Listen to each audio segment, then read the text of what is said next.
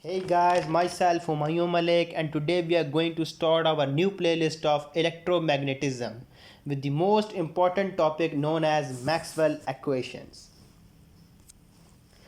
Well, firstly, I want to pose an important statement on the importance of Maxwell equations.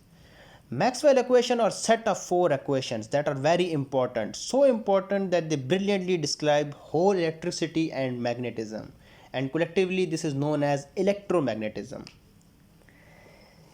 In this lecture, we will discuss two Maxwell equations that are Gauss law in electricity and in magnetism. But in order to understand these two laws, we need to understand what is the meaning of divergence of a vector field. And before going to define what is meant by divergence of a vector field, I want to tell you guys about a vector and vector field. A vector has a size and direction. This can be used to represent something in the vector field. While a vector field can be thought of a region in space where we can assign a vector pointing in certain direction to every point in that region of space. And now I feel free to define what is meant by divergence of a vector field.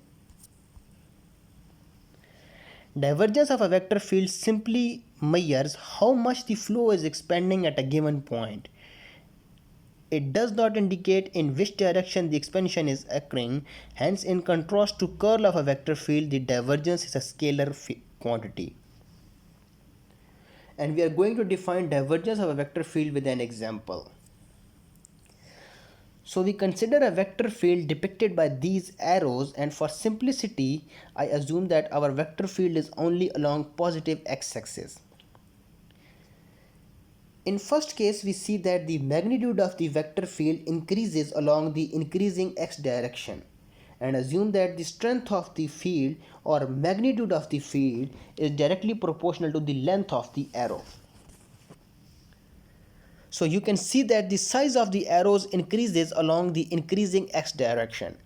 And in order to understand the divergence, what we do is we draw an arbitrary sphere inside this field. We clearly observe that the amount of field that is entering this sphere is less as compared to what is coming out of this sphere. This means that there is some kind of source that is causing the field to diverge inside this sphere. So the amount of field that is going inside is less as compared to what coming outside the sphere. And this is known as positive divergence. In second case, you can see that as our field is going in x direction, the length of the arrow is decreasing, and hence the magnitude or the strength of the field is also decreasing. Okay, to understand the divergence in this case, what we do is we again draw an imaginary sphere. In this case, you can see that the amount of field going inside the sphere is greater than what is coming outside the sphere. And this means that there is some sink inside the sphere causing our field to decrease in magnitude, and hence this is known as negative divergence. If in a case the amount of field going inside the sphere is exactly equal to what coming out of it, in that case there is no source or sink which affect our field. So in this case our divergence is 0, which is our third case represented by figure C.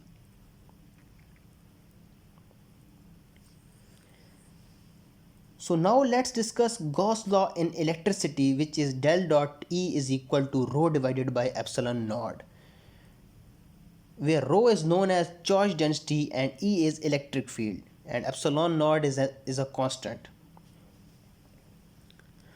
So we take an example of a positive charge, and we know that the electric field lines are moving outward the positive charge, and we imagine an imaginary sphere around this positive charge. So we can say that there is some kind of source in the sphere which is producing the electric field that are going outside the sphere. And another example is the negative charge, and we know that the electric field lines are moving toward the negative charge. So in this case we again imagine an imaginary sphere around this negative charge, and we see that the electric field lines are going inward this sphere. So we can say that there is some kind of sink in this sphere which is observing these electric field lines. And in a case if we have a positive and negative charge placed together, So in that case, the net charge density in that region is 0. So from the Gauss law in electricity, we conclude that we have that we have electric monopoles, which means that we have separately positive and negative charges, which is not in the case of the Gauss's law in magnetism. And now let's discuss the Gauss law in magnetism, which is del dot B is equal to 0, where B is the magnetic field. Okay, we know that if we have a magnet, we know that the magnetic field lines are moving from north towards south. So if we again imagine an imaginary sphere in these field lines, so we can see that the amount of the field lines entering the sphere are equal to the amount of field lines coming out of the sphere. So we can see that in this case the divergence is 0. So in this case, we can see that the number of field lines coming inside is equal to what coming outside of our imaginary sphere. So what are the results which we conclude? This equation tells us that there are no individual sources or sinks of magnetic field, where electric field has source and sinks, positive charges and sources because positive charges or sources because electricity goes outward from a positive charge, and negative charges or sink because electric field points inward. You probably know that. But this is not true for magnetic field according to Maxwell equation. From this we deduce that we do not have a single north pole and a single south pole. Whenever we have a magnetic substance, that substance always have a north and south pole. So these are our results of the Gauss's law in electricity and Gauss's law in magnetism. So this was our lecture. See you guys. Khuda Hafiz.